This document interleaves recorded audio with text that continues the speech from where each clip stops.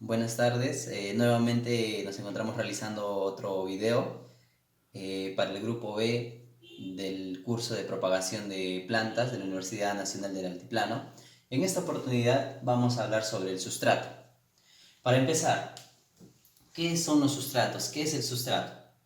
El sustrato es todo material sólido de origen mineral, puede ser origen orgánico, natural, sintético, ¿no? ¿Y cuál es el objetivo de los sustratos? El principal objetivo es, en la agricultura, es que nos sirva que nos sirva de anclaje de la raíz o de la planta, ¿no? Ese es el principal objetivo de nuestro sustrato. Ahora vamos a detallar un poco sobre los sustratos más importantes o más utilizados en la agricultura y sus principales características o propiedades. Para empezar, nosotros tenemos el suelo. El suelo, el que lo podemos encontrar en todo terreno, se podría decir, ¿no? ¿Qué propiedades tiene el suelo?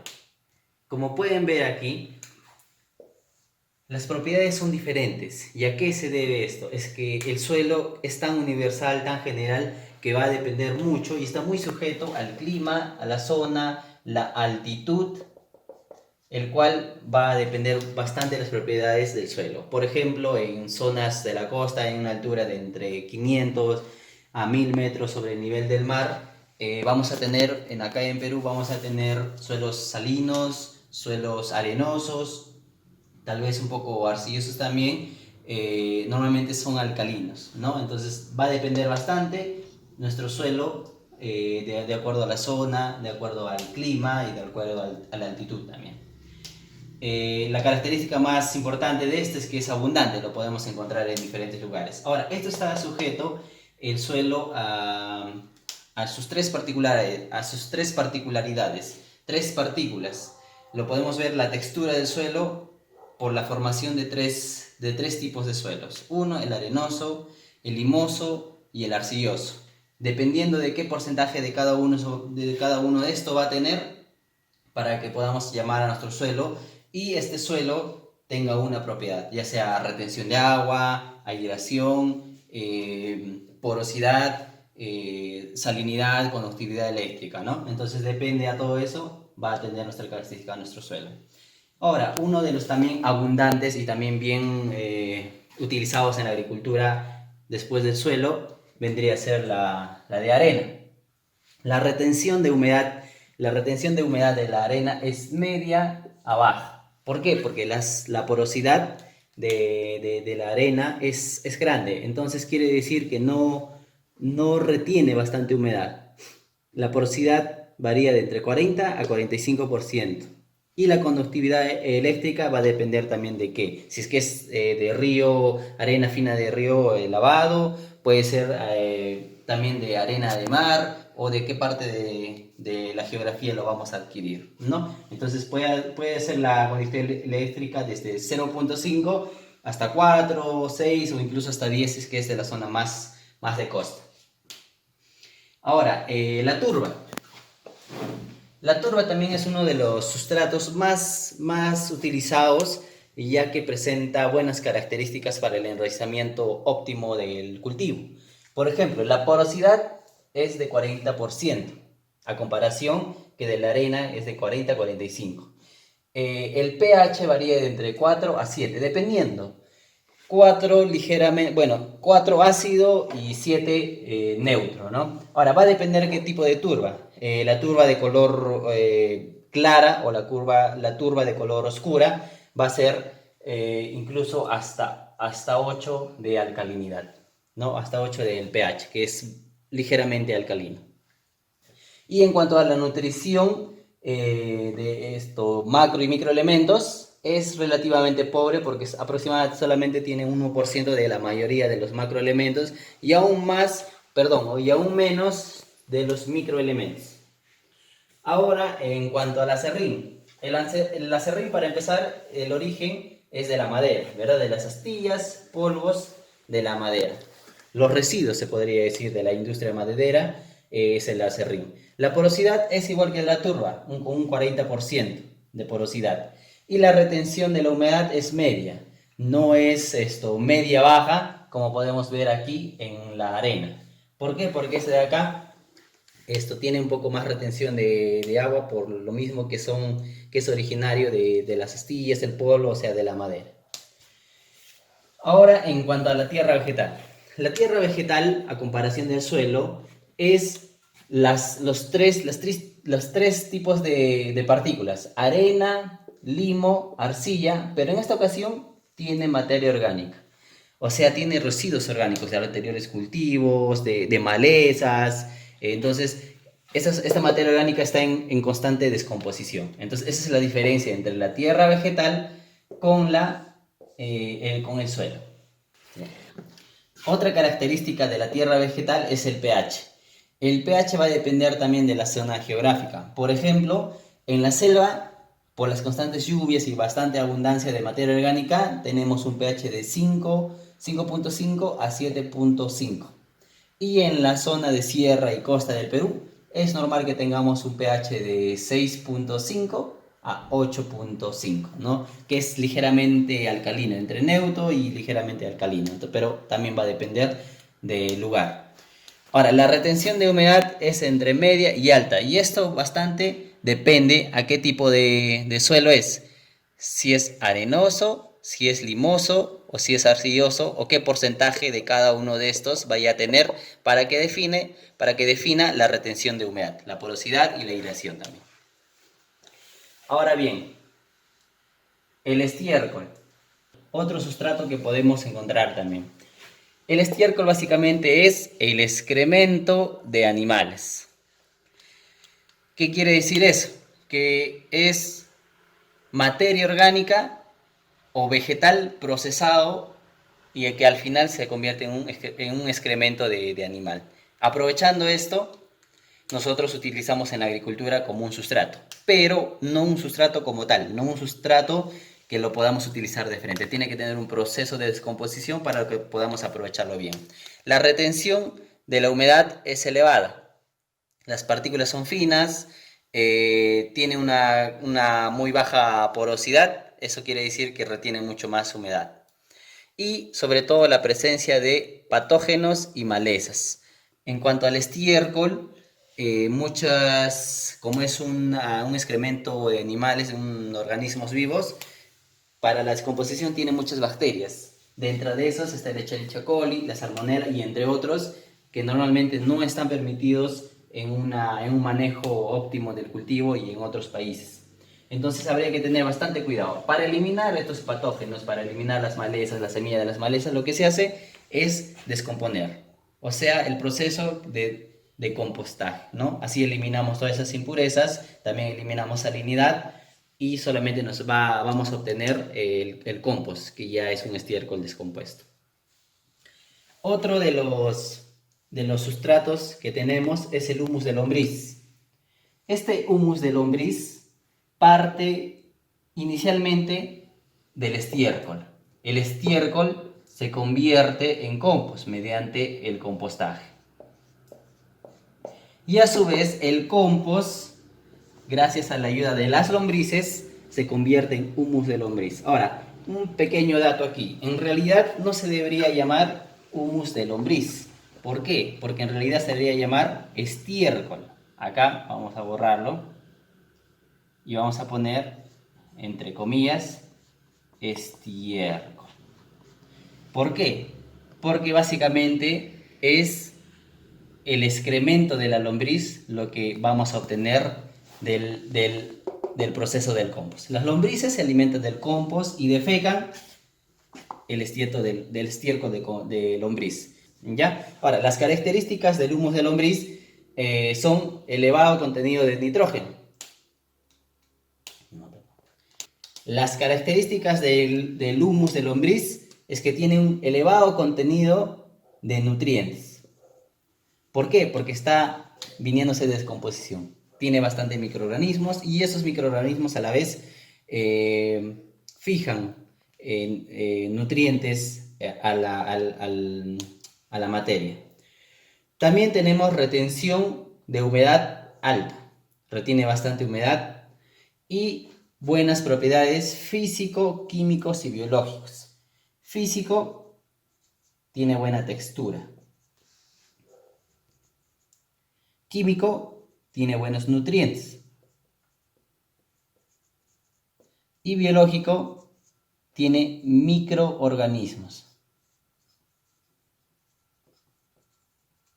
entre otros, ¿no? En nutrientes puede ver el pH también. En físico podemos ver también la porosidad, ¿no? Entonces tiene estos tres elementos importantes, así que es muy, muy recomendado, muy bueno, se podría decir, con buenas características, el humus de lombriz, o mejor dicho, el estiércol de lombriz. Bueno, ahora seguimos con el sustrato perlita. La perlita, para empezar, es de origen mineral no metálico. Es inerte en la mayoría de sus propiedades, es bajo en peso, por eso es que es muy utilizado para la germinación de semillas y también para el enraizamiento de esquejes. Químicamente, como les dije, es inerte, o sea, no tiene nutrientes. No tiene nutrientes.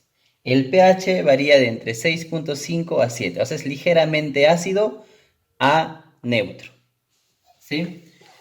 Ahora, pasamos también a un sustrato muy parecido, que vendría a ser la vermiculita, que también se utiliza bastante, pero estos sustratos, la perlita, la vermiculita, normalmente no se utilizan solos, se utilizan en mezclas que más adelante les vamos a explicar. Las propiedades de la vermiculita son, entre ellas, retención de humedad alta, retiene bastante humedad. El pH es neutro y es inerte, tanto químico y biológico. O sea, no tiene microorganismos y tampoco nutrientes. Y hasta incluso el pH, como pueden ver, es neutro. ¿Sí? Entonces, estos sustratos son sustratos puros, que normalmente la mayoría de ellos no se utiliza puro en la agricultura. ¿Por qué? Porque aprovechamos sus propiedades diferentes haciendo mezclas de acuerdo al cultivo o de acuerdo al propósito que lo vamos a utilizar. También tenemos la lana de roca, que fue descubierta en 1850, alrededor de ese año, en Hawái, ya que es de origen volcánico. Es básicamente filamentos de roca volcánica, de las cuales se descubrieron las propiedades para poder utilizarlo en la agricultura. Este sustrato es ampliamente utilizado en la hidroponía, ¿no? Por sus características, porque tiene bastante retención de humedad, o sea, tiene una retención de humedad alta, una porosidad baja, por lo cual hace que la retención de humedad sea alta, y tiene un pH neutro a ligeramente alcalino. Por estas propiedades es que se utiliza ampliamente en la práctica de la hidroponía. Ahora tenemos el Promix. El Promix es un sustrato a partir de la turba tratada, o sea, es ya un sustrato procesado, ¿no? Que lo comercializan con ese nombre y es una mezcla, se podría decir, de sustratos. Pero esto sobre todo tiene la base de la turba, que no es una turba sin procesar o natural, sino que ya lo tienen diferentes tipos de tratamiento. Entre ellas tienen la inocuidad, o sea, tienen la esterilidad en cuanto a lo biológico sobre todo, ¿no? Pero conserva un alto contenido, unas altas propiedades físico y químicas, o sea, la textura, la porosidad, la retención de humedad y en cuanto a nutrientes. Obviamente, como ya les había comentado, la turba solamente tiene alrededor de 1% en cuanto a nutrientes, pero de las cuales se mantiene esa propiedad química. En cuanto a la porosidad, tiene entre 15 a 20% de porosidad. También tenemos nosotros el premix. El premix es una mezcla de turba, vermiculita y perlita. Básicamente la turba sería el promix, que es la turba tratada, ¿no? Simplemente que aquí se le agrega la vermiculita y también se le agrega la perlita, aprovechando las propiedades de cada uno de estos sustratos. El premix, ya todo mezclado, tiene una conductividad eléctrica de 0.3 a 0.75. Quiere decir que es muy bajo como para poder dañar a las raíces. Las raíces en este sustrato crecen libremente. Y el pH es de 6.5, quiere decir que es ligeramente ácido, ¿no? Y se sigue conservando los nutrientes, o sea, las propiedades químicas se sigue conservando en este sustrato. En este sustrato podemos ver un ejemplo, como ya les había comentado, no tiene propiedades, no tiene unas propiedades dañinas como la salinidad o enfermedades. Es inocuo en cuanto a lo biológico. No tiene enfermedades, patógenos, nada de eso. Pueden ver, nosotros tenemos aquí unas plantitas de perejil. Tenemos acá, estos dos son de perejil. Este es el cilantro.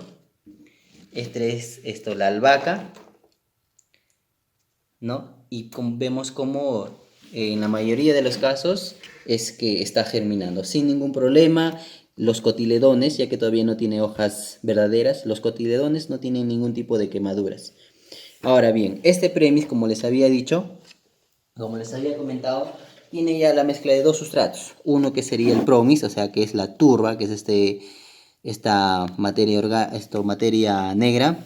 Y acá podemos tener también la perlita.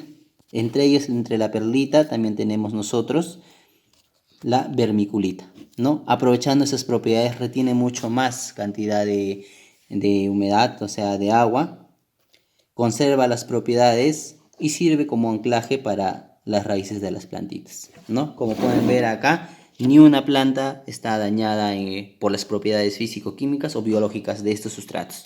Justamente es lo que se requiere. Por eso es que este sustrato, el premix número 8, se utiliza bastante para el trasplante, para la germinación, y posteriormente, cuando ya tenga un tamaño deseado, se le va a trasplantar a un terreno definitivo.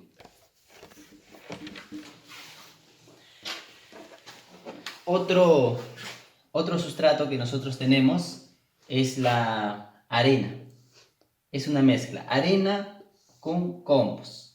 Este sustrato es ampliamente utilizado, lo pongo esta mezcla, también se pueden hacer otras mezclas, pero sobre todo esta mezcla es ampliamente utilizado en los frutales. Por ejemplo, en la germinación de palta, en cítricos, en la mayoría de los frutales en realidad.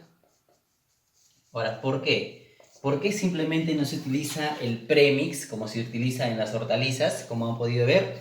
¿Por qué simplemente no se utiliza en los frutales el mismo sustrato? Bien, les explico. El premix tiene un costo, se podría decir, un poco elevado, por lo cual, por el volumen que los frutales necesitan, no resultaría muy conveniente, muy rentable utilizar simplemente un sustrato premix. Aquí, por semilla, se utiliza básicamente 1 a 2 gramos. Sin embargo, acá por semilla o por plantón se van a utilizar de 2 a 3 kilos. Entonces, la diferencia entre este sustrato y esta mezcla de sustratos es grande. Entonces, por eso es que se utiliza. Ahora, se aprovechan las características de la arena más el compost, que vendrían a ser la porosidad y nutrición. Tiene buena porosidad porque tiene arena.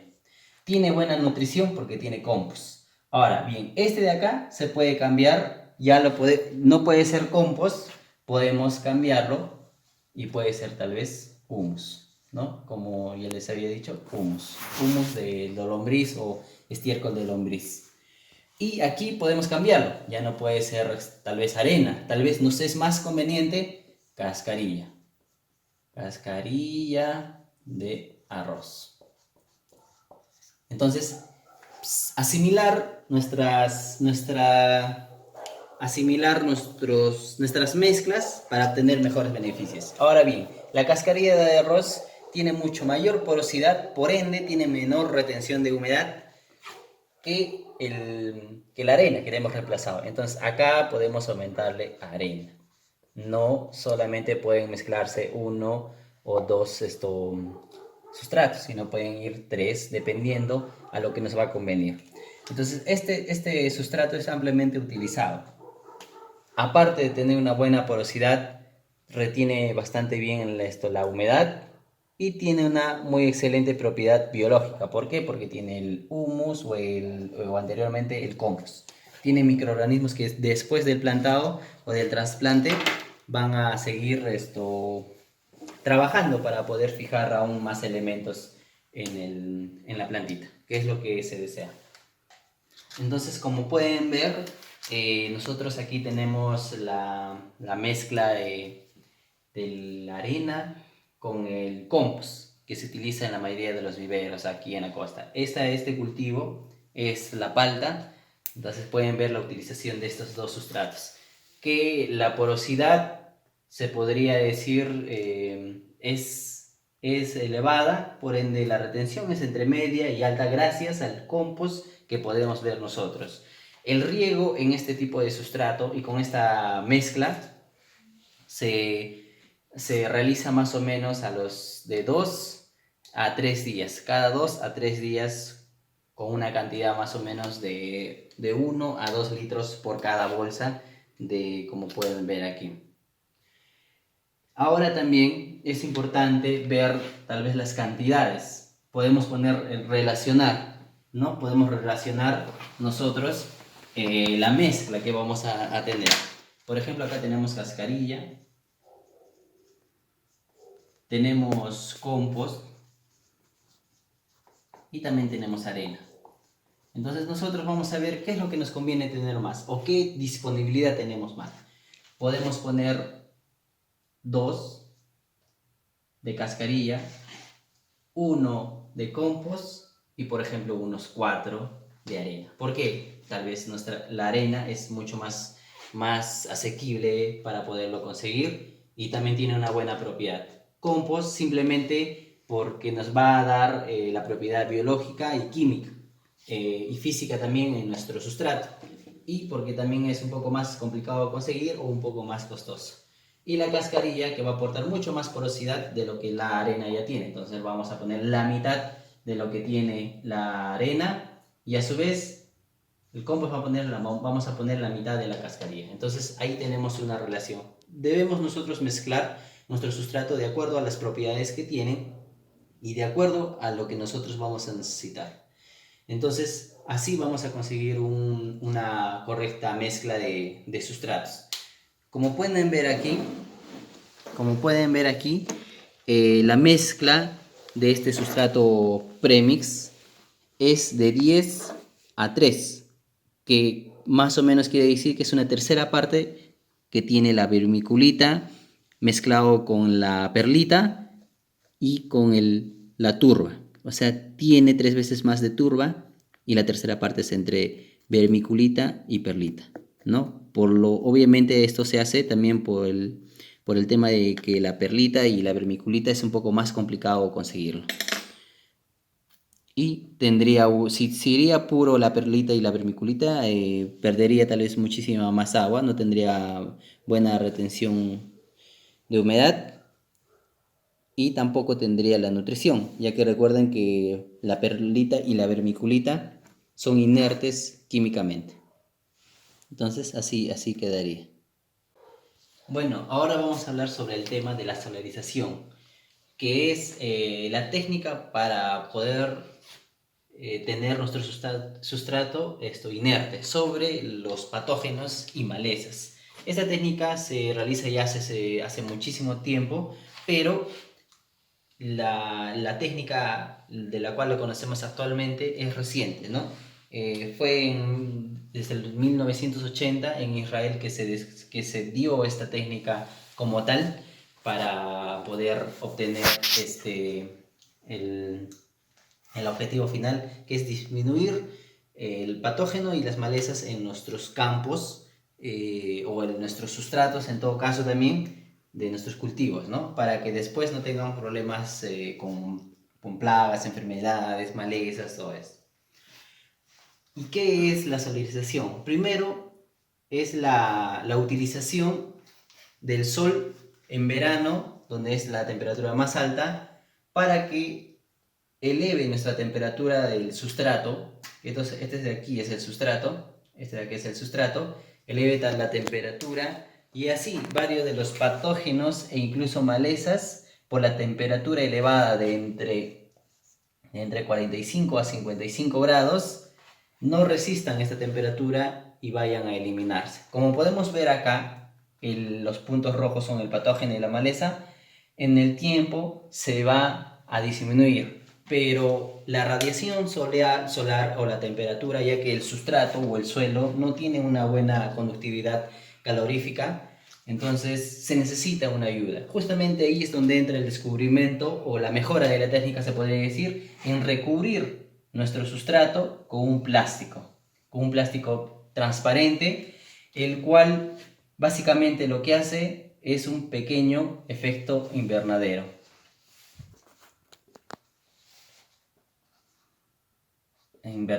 Entonces la temperatura ingresa, pero le es complicado volver a salir hacia afuera.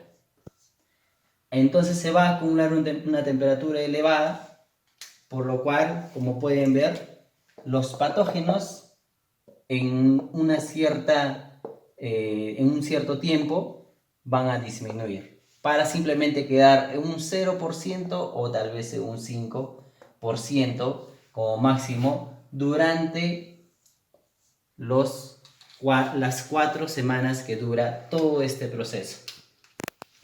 Ahora, ¿para qué exactamente vamos a controlar? Bien, como les había comentado, vamos a eliminar patógenos, vamos a eliminar malezas, por ende en un futuro vamos a ahorrarnos, o se podría decir para no después tener problemas o que no tengamos pérdidas económicas en cuanto a nuestro cultivo por causa de los patógenos y malezas, ¿no? Algunas plagas o enfermedades que podemos controlar. Algunos patógenos que podemos controlar, por ejemplo, son nemátodos. También varios hongos. Dentro de los hongos, en la mayor importancia de que tenemos son el verticillium,